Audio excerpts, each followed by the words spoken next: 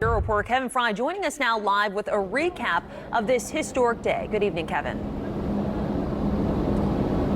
Yeah, good evening. This was a moment long time coming for Joe Biden, taking the oath of office in a country that is deeply divided, still trying to come to grips with the reality of what happened here at the nation's capital, that attack on the Capitol building just 2 weeks ago. So help me God. Congratulations, Mr. President. Surrounded by his family, President Biden was sworn in by Chief Justice John Roberts. The peculiar look of this year's ceremony underscoring the challenges the country faces. The Capitol fortified after that attack, the National Mall empty due to the pandemic. In his address, the 46th president called for healing and suggested Americans can rise to the occasion despite facing the challenges of the global pandemic, political violence, a shattered economy, and climate change. To overcome these challenges, to restore the soul and secure the future of America, requires so much more than words. It requires the most elusive of all things in a democracy: unity. Biden also called for racial justice, acknowledging the historic nature of the incoming administration. That I will bear true faith and allegiance to the same. Kamala Harris is the first black, first South Asian, and first woman to become vice president. Not at the ceremony today, outgoing President Donald Trump. Breaking with precedent, he skipped the event, forgoing the symbolism of the peaceful transfer of power. Leaving Washington for Florida this morning, he spoke to a crowd at Joint Base Andrews. I wish the new administration great luck and great success. Goodbye. We love you. We will be back in some form. And now, after the ceremony's midday, there have been a series of events. Among other things, we expect the president, yes, now no longer the president-elect, President Biden, will be signing a series of executive orders dealing with everything from climate change to reversing the Muslim ban. Earlier today, underscoring that theme of unity that Biden talked about so much during his speech today, he was joined by several former presidents, a bipartisan group: George Bush, Barack Obama, and Bill Clinton, all at Arlington National Cemetery, laying a wreath at the tomb of the unknown soldier. Obviously, as was already mentioned, one conspicuous person that was missing from that event would be Donald Trump, who flew out of town earlier today. Now, beyond that, there was a parade as well. The ceremonies of today continued, though obviously looking quite different, and that was true for the parade as well. Because of the pandemic, because of the security restrictions, it was certainly scaled down in terms of an in-person event, though they did have virtual elements that they were able to lean on instead. Something that we, of course, saw exhibited firsthand during the Democratic National Convention earlier during this whole election cycle, if you will. Now the events are wrapping up. There will be more festivities this evening, but then they get to work. And Biden, of course, has a lot on his plate, as was mentioned in the piece, from the pandemic to the economic fallout. Expect him to get to work on some of that in the near future, but of course he's going to be dealing with a divided Congress. The Senate divided right down the middle, 50-50 split, Democrats with a slim majority in the House. So now it's a matter of can Biden build off of what he promised and talked about so much on the campaign trail, being able to navigate Congress, bring people together, form compromises to get stuff done. That is going to be the challenge that Biden, after today's ceremonies and pomps and circumstance, is now going to have to deal with. Before now, reporting in Washington, I'm Kevin Fry, Spectrum News 1. I think you're in a safer location. Tell us exactly where you're located there. Yeah, hey there, Matthew. We're in East Charlotte, right at the old Eastland Mall site. Actually at a COVID testing site, one of the StarMed sites on Central Avenue, right near the intersection of Albemarle. What we had was really just a big burst of rain for about 20 minutes. We saw some hail for a couple minutes there, about this big, that size of the hail was. And it came and it went just like that. Now we're starting to see the sun come out. Matthew, walk with me here because I want to show you something here in just a minute. But what we saw was that rain come through, a bit of a steady wind here. Fortunately, no issues of any sort of tornado concerns or anything like that here in East Charlotte that you've seen down there in South Charlotte. But what we did see was that heavy rain, and we're monitoring to see whether there are any potential trees down or anything like that. Do want to let you know Governor Roy Cooper has issued a state of emergency so they can get resources out if that is needed. But I want to show you this, Matthew. If you can look right here past our cars in the sky, that's a rainbow. Just like that. A storm 20 minutes in, 20 minutes out, and now we've got a rainbow here in East Charlotte. Yeah, that's a beautiful scene there, kind of in the wake of that storm. Ruben, I couldn't hear when you said, how big did you say the hail was when you saw hail there? I'm not good with numbers, Matthew, but I'd say it was about that big or so, and it came down for about a minute or so, maybe 2 minutes, but not large hail. But as you know, any hail can be damaging at any size.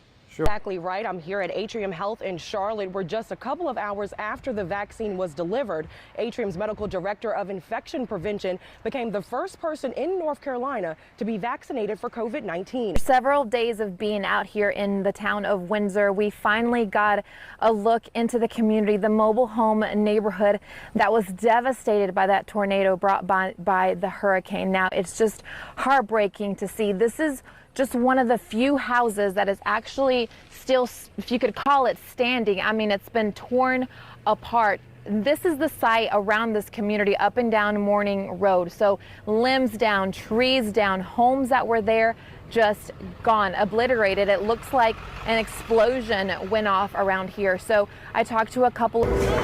Sharon and Loretta, good evening to you and good to see you. We are in an untraditional election year, and that has made for an unlikely election viewing party here tonight. President Pro Tem Phil Berger announced earlier this afternoon that the Senate will vote at 7 p.m. tonight whether to override Governor Cooper's veto of Senate Bill 37. That's exactly right. I'm here at Atrium Health in Charlotte, where just a couple of hours after the vaccine was delivered, Atrium's medical director of infection prevention became the first person in North Carolina to be vaccinated for COVID-19. We're in East Charlotte, the Eastland Mall old site here in the parking lot. I'm going to get out of the way. You can kind of get a better sense of the water that's coming down here. I can tell you just about 2 minutes ago, we had a good amount of hail that started pounding the pavement here.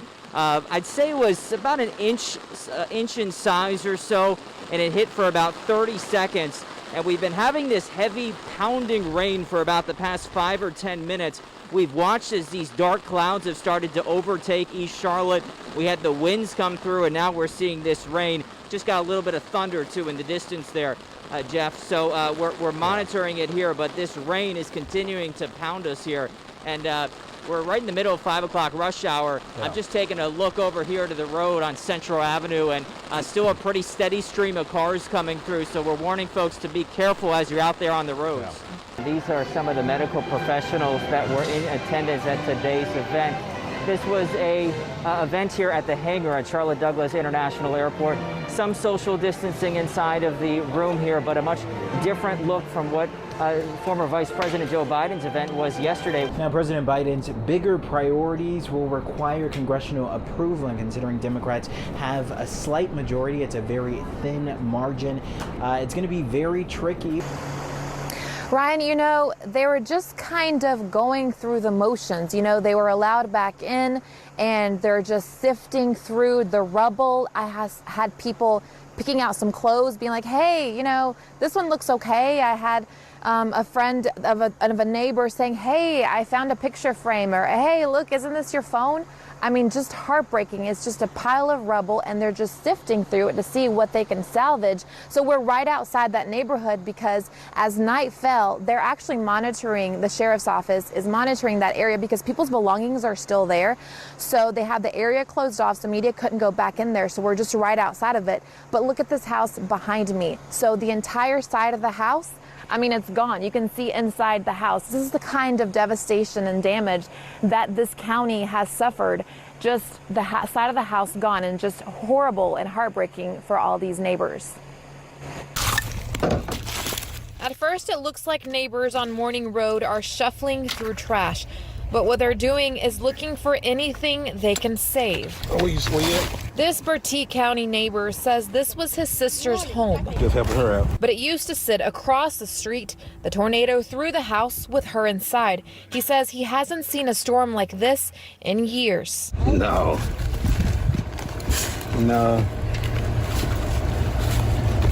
The last one that hit like this was over Corrine area.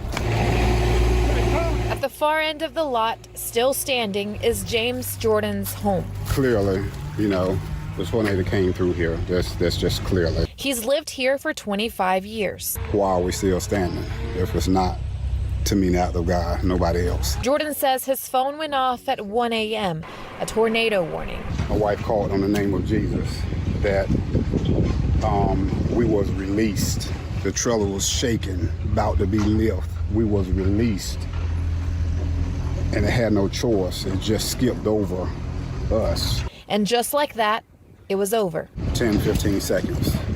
That's all it was. No train sound. In pitch black, he walked out on his porch to find his neighbors' homes gone. But we started finding people. Some we didn't find, and we was really worried. He carried them to his porch with other neighbors helping out. They was crying out, panic, afraid, you're gone, that house is gone. The tornado picked them up, and they said they was twirled around. They laying on top of a vehicle. They laying on top of house pieces. They laying on top of air conditioning units, and they're alive to walk away from that. That's incredible. Wednesday, Governor Roy Cooper stopped in, hearing victims' stories. I just wanted to come tell you how sorry I am. This is awful. Volunteers helping to find pets. He was underneath the trailers. Despite the heartbreaking sight, these families say they're grateful. Our home remained for a shelter in the time of storm to help people.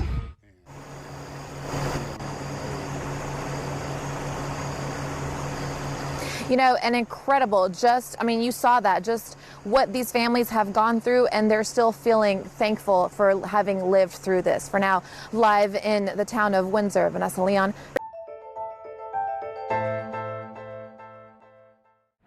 Rescue Ranch is a humane education center that sits on 87 acres here in beautiful Statesville.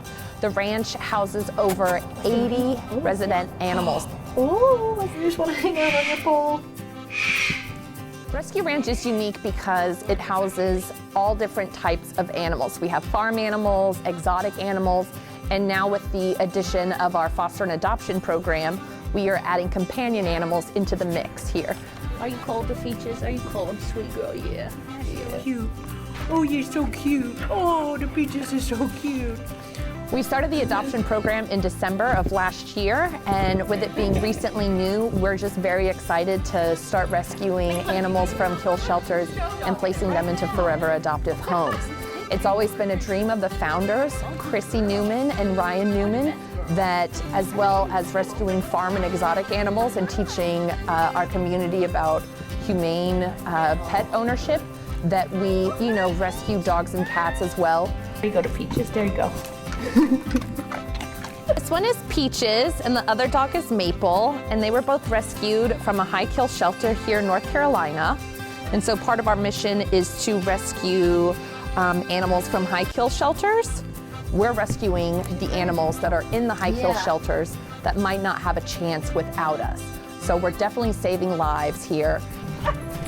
The response from the community has been really incredible. We've received a lot of support, and if people can't foster or adopt an animal, people have been reaching out to volunteer or asking how they can help.